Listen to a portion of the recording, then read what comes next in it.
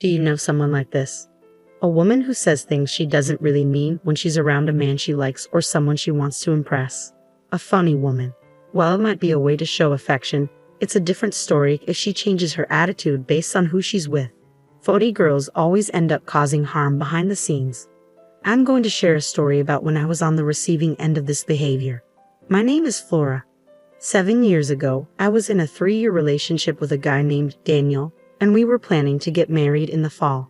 Around that time, we found out that his older brother was also planning to get married. It was great to have 2 happy events happening at the same time, but considering the financial burden on the invited guests, we thought it might be better to avoid having them overlap. So we had a discussion and decided that the older brother would have his wedding first. That's when Nina, his wife, became my sister-in-law. I'm 2 years younger than her, and she was very kind, treating me like a sister. I thought we'd get along well as sisters-in-law. But her attitude changed completely 6 months after her wedding. It was the day we came back from our honeymoon. Grandma, Daniel, and Flora are back from their trip, my mother-in-law said loudly. Daniel's 80-year-old grandmother, who lives with my in-laws, came out of the back room. Daniel, Flora, welcome back. I brought you the toffee you like. When I handed my grandmother-in-law her gift, she smiled happily. Daniel, you've really got yourself a great wife. She even thought of me during the wedding ceremony. It was an intimate ceremony with just family, and even the meal was Japanese cuisine, which is rare for young people these days. It was then that my sister-in-law, Nina, walked in. Oh, you all look like you're having a good time together. Nina, you came just in time. Daniel and Flora brought us some toffee from their honeymoon. Join us, my mother-in-law invited her. But Nina replied, not this time. I just came to drop off the invitations for your birthday party, mother-in-law. Well, I have some things to do, so I'm going to take off. Then she walked out the front door. I followed her. Here's a souvenir. It's not much, I said, handing her a paper bag with sweets. She peeked inside and laughed. It looks like something you could buy at any train station, huh? I'm sorry, I stammer. And Flora, from now on, could you stop calling me by my first name? You're married now, so you should understand, right? Yes, I replied, feeling taken aback. The Nina who used to call me by my first name or a nickname now addressed me more formally, and her words and tone seemed harsh. What could have happened? I wondered if I had done something to upset her, but I couldn't think of anything. Maybe she was just in a bad mood. Still, I was left with an uneasy feeling. At the restaurant my sister-in-law had booked for my mother-in-law's birthday celebration, my in-laws and Nina were waiting. I was about to ask why my grandmother-in-law wasn't there, but my sister-in-law spoke up. Now that everyone's here, father-in-law, could you please say a few words for the toast? We finished the main course, and just as we were about to have dessert, my sister-in-law said, Mother-in-law, this is a birthday present from Ty and me. When my mother-in-law opened the box my sister-in-law handed her, it revealed a high-end bag. Oh my, can I really accept such an expensive gift? We chose it because we thought it would be perfect for a fashionable mother-in-law like you. Nina had also given my father-in-law a watch for his birthday 3 months earlier. Seeing my mother-in-law's happiness, my sister-in-law looked at me with satisfaction. Flora, you have something too, right? Yes, I'm not sure how to follow that, but as my mother-in-law unwrapped the package I handed her, she exclaimed, Oh, how lovely. Did you make this, Flora? Yes, I enjoy sewing. I had given her a handmade apron. I remembered my mother-in-law saying before that she wished there were more fashionable aprons out there, so I made one to suit her taste. Thank you. This is exactly what I wanted, and it's even more special that you made it for me. My mother-in-law was delighted. My sister-in-law, who had been nodding along to the conversation, smiled and said, Flora, you're really skillful with your hands. I'm jealous. Can you teach me sometime? I had been worried about how my gift would be received, so I was relieved by their kind words. I excused myself and went to the restroom. While washing my hands, I felt someone's gaze on me. I looked up to see my sister-in-law glaring at me through the mirror. I had a shocked expression on my face. What's so surprising? She snapped. I'm sorry, I mumbled, still taken aback. I didn't notice at first. Hey Flora, what's with that birthday present? Did you really think she'd be happy with something like that? A handmade apron. It's so outdated, like something from a grade school economics class. She laughed, mocking me while crossing her arms. I feel like I'll catch your bad taste if I'm around you, she said, pinching her nose and making a gesture to fan away the smell before leaving the restroom. From that point on, my sister-in-law acted completely different when we were alone compared to when we were with family.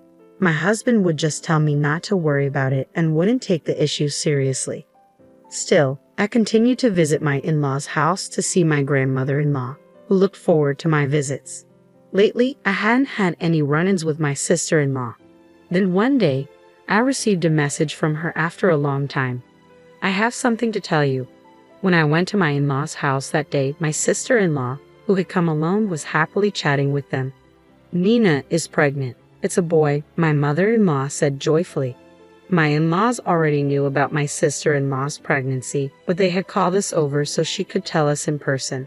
Feeling mixed emotions while my in-laws beamed with happiness, I pretended to make tea and went to the kitchen. Even so, I couldn't help but listen to the conversation in the living room. Actually, there's something I'd like to ask, my sister-in-law said. What is it? Don't be shy, just say it. Well, I talked to Ty about it, and we were wondering if we could live here with you after the baby is born. So, here's a proposal. If the family grows, it might become a little cramped, so we would appreciate it if we could renovate the house. Of course, we'll cover the expenses. She suggested this humbly, but I felt she might have had another motive.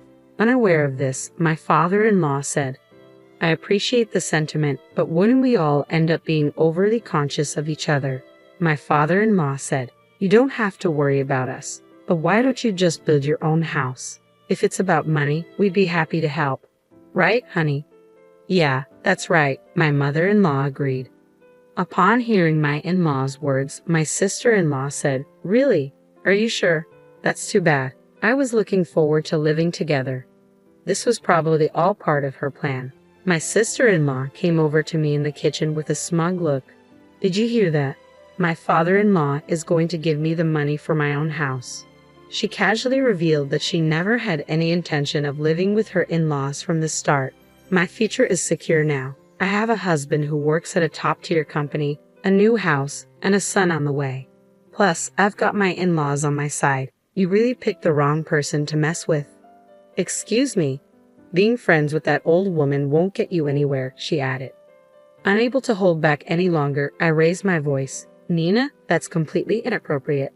Don't be so loud. Everyone will hear you, she whispered in my ear. God must be watching over me. After all, he made sure I, as the eldest son's wife, would have a child before you. I didn't immediately understand what my sister-in-law meant, but then I realized something. How did she know about it? Only my husband and grandmother-in-law should have known. Suddenly, my grandmother-in-law walked up. What are you two talking about? Oh, it's nothing, my sister-in-law replied with a fake smile before quickly returning to the living room. Flora, would you like to have some tea in my room? Once inside, my grandmother-in-law checked again to make sure no one was outside the room and said, Flora, is Nina being mean to you? I replied, hesitating. My grandmother-in-law told me she had begun to notice my sister-in-law's true nature. When I told my grandmother-in-law that Nina knew about my miscarriage, she said she must have eavesdropped on our conversation in this room. Had planned to keep my pregnancy a secret for the first several weeks, only telling my husband and grandmother-in-law because I didn't know what my sister-in-law would do if she found out. Unfortunately, I ended up having a miscarriage.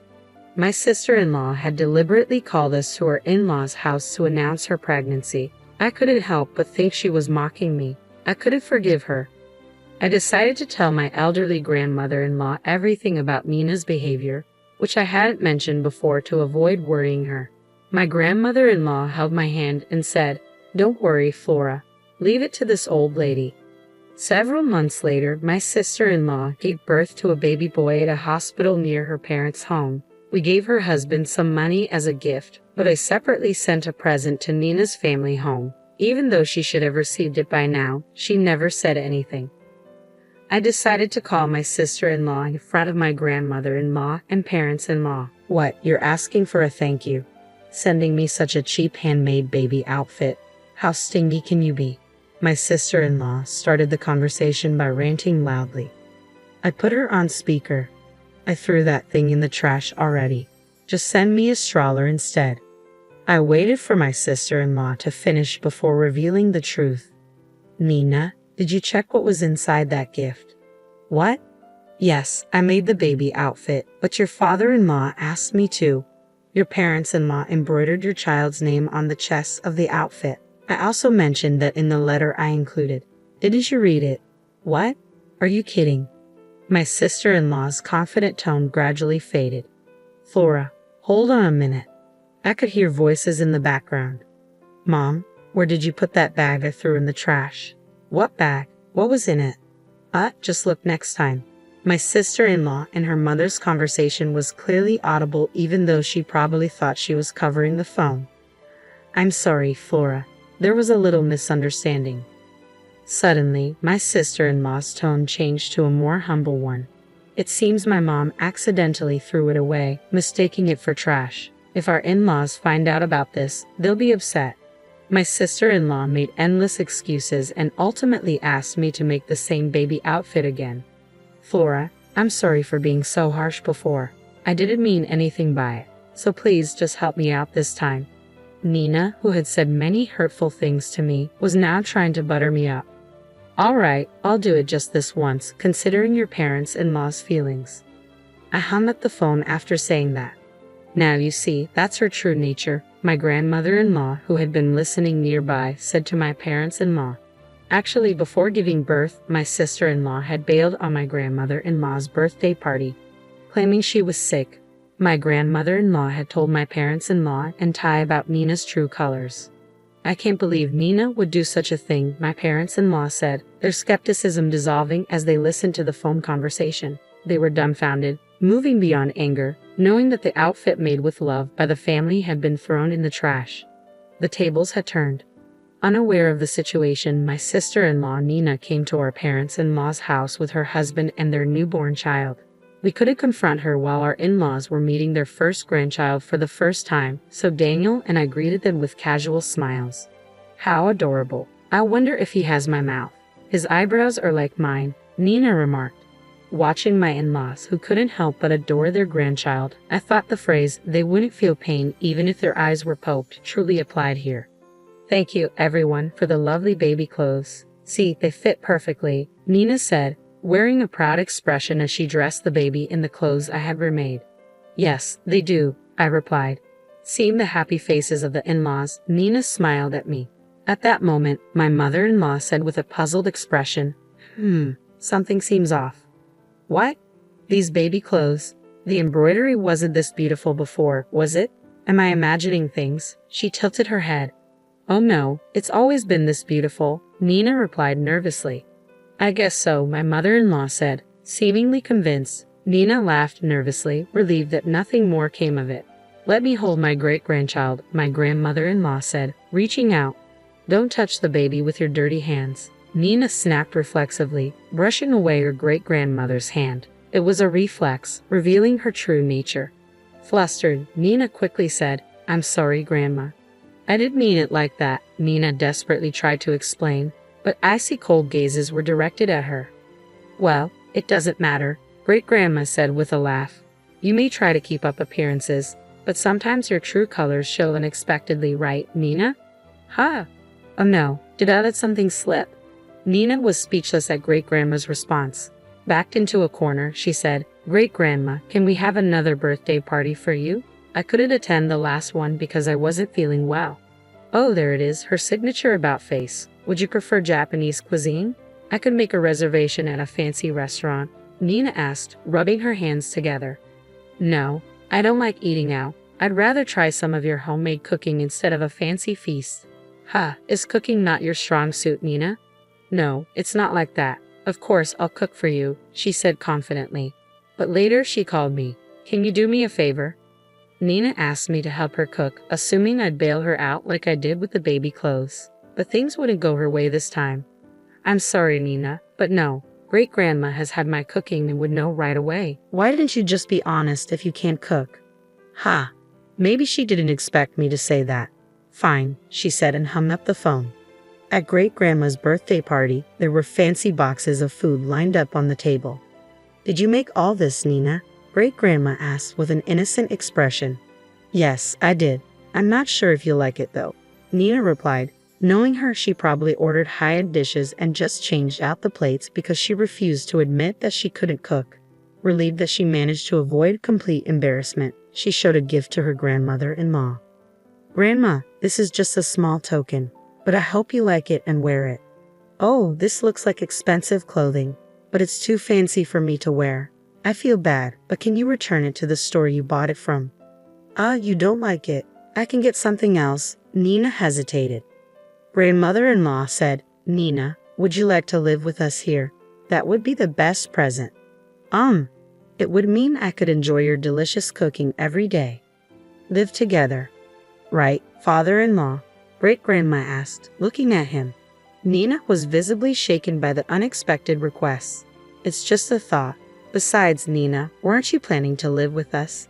Is there a problem? After about 10 seconds of silence, Nina finally opened her mouth. I'm sorry. The truth is, I can't cook at all, but I didn't want to tell you, so I ordered food, Nina confessed. Well, if that's the case, you should have just told us the truth, Great-grandma replied. Yes, I'm sorry. Nina apologized for the cooking issue and clearly wanted to slide past the topic of living together, but Great-grandma wasn't finished yet. Don't worry, I was just joking about us living together. What? It was just a joke. Nina's face looked relieved. But grandmother-in-law's next words were unexpected. Don't be so relieved just yet. Huh? I'd rather you not set foot in the house if you can be honest. What? Nina's usually quiet husband, Ty, spoke up. Nina apologized to Flora. Throwing away the clothes she made for the baby is a terrible thing to do. It was the first time I'd seen Ty angry. I'll apologize. I didn't do anything wrong. Nina still refused to acknowledge her actions. I had it. Nina, it's all out in the open. Should I show you? I showed her my smartphone. Here, I have all our conversations recorded. Wanna hear? As I tried to press the button on my phone, Nina screamed, "Stop it," and snatched it from my hand. Startled by her loud voice, the baby sleeping in the next room started to cry loudly. What do you want from me? Nina's voice trembled. Then, unexpectedly, she started to cry too. Everyone was taken aback. Nina, cut it out. Aren't you embarrassed, acting like a child? Just get out, Ty said. The room got quiet. Nina had nothing to say. She slightly nodded at me and left the house. The consequences of being two-faced caught up to Nina. Later, Ty told her that he wanted a divorce. Nina had no job or savings. She demanded alimony in exchange for giving him custody of their child. However, Nina's parents were reasonable and apologized for their daughter's actions, offering to pay the alimony themselves. Nina, who moved back in with her parents, sent Ty messages complaining about living with her stubborn sister-in-law and how unbearable it was. Nina didn't care about her child at all. Ty was fed up and said, "You brought this on yourself," and he blocked her. After the divorce, Ty remarried and lived with his son in his parents' home. Please call me Anna. You don't have to call me sister-in-law. Anna, who was a year older, was very kind and cheerful, and the baby quickly warmed up to her. Thanks to the in-laws, the family of 3 now lives in an apartment near their house. My husband and I, blessed with 2 daughters, moved into the in-laws' house when Ty and his family moved out. The in-laws love watching their grandchildren grow up. Grandmother named our 2 daughters. My name, Flora, means flower, so she chose the names Lily and Jasmine. The girls called my grandmother-in-law Gigi. She will celebrate her 88th birthday this year. Today, she sits on the porch watching her great-grandchildren play in the sandbox. Gigi, here's some toffee, the girls say, offering her balls of mud. She laughs and says, "Thank you, it's delicious." As I watch this adorable exchange from a distance, I whisper, "Gigi, please live a long life and watch over our children as they grow up."